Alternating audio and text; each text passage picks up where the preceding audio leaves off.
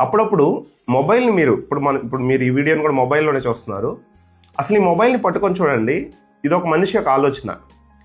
ఎక్కడో ఒక పర్సన్ ఆలోచించాడు, ఈ సౌండ్ని ఆధారంగా చేసుకొని, ధ్వని తరంగాలను ఆధారంగా చేసుకొని ఎక్కడో ఉన్న వ్యక్తితో మాట్లాడవచ్చు అని చెప్పేసి.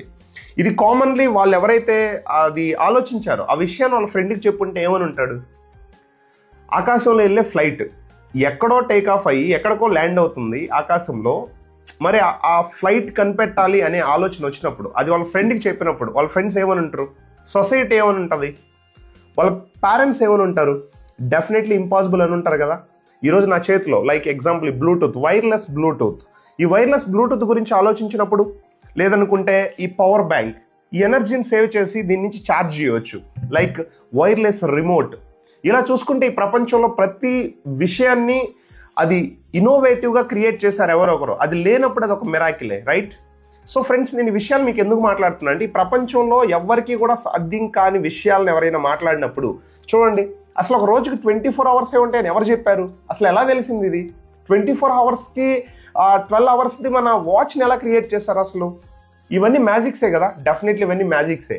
వీటన్నిటిని ఎవరు ఆలోచించారు? ఒక మనిషే కదా. క్రియేట్ చేసింది ఎవరు? ఒక మనిషే. మరి ఇప్పుడు క్వశ్చన్ ఏంటంటే, మనం ఎవరు? మనం కూడా మనుషులమే కదా.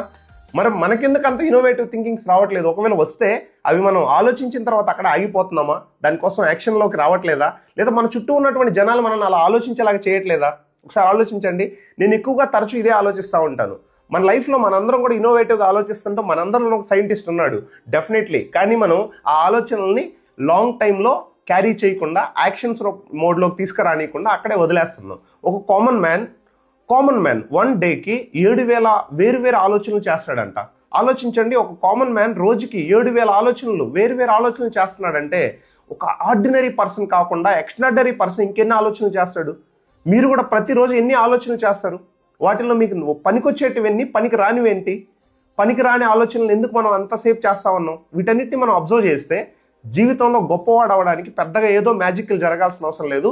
ఒక్క ఆలోచన పైన స్ట్రాంగ్గా డిపెండ్ అయ్యి కన్సిస్టెంట్గా డెడికేషన్తో దాని మీద వర్క్ చేస్తే డెఫినెట్లీ మనం కూడా ఒక పెద్ద స్థాయికి ఎదగొచ్చు అని చెప్పేసి దీని ద్వారా మనకు ప్రూవ్ అవుతుంది. ఈ ప్రపంచంలో ఎన్ని ఇన్నోవేషన్స్ జరిగాయో, ఎన్ని క్రియేటివిటీస్ ఉన్నాయో అవన్నిటిని కూడా ఒక మనిషే చేశాడు.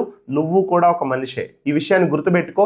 నేనేం చేయగలను అని ఒక ప్రశాంతంగా 5 నిమిషాలు కూర్చొని ఆలోచించావంటే ఏం చేయగలరో మీ దగ్గర ఒక క్లారిటీ, ఒక పాయింట్ వస్తుంది. ఆ పాయింట్ని పిన్ చేయండి, దాని మీద పని చేయండి. 100% అనుకున్నటువంటి ఏ పొజిషన్లో అయితే నువ్వు ఉన్నావు, ప్రజెంట్ ఏ ప్లాట్ఫామ్ మీద ఉన్నావు, ఆ ప్లాట్ఫామ్ మీద డెఫినెట్లీ నువ్వు ఒక మాస్టర్ అవ్వచ్చు.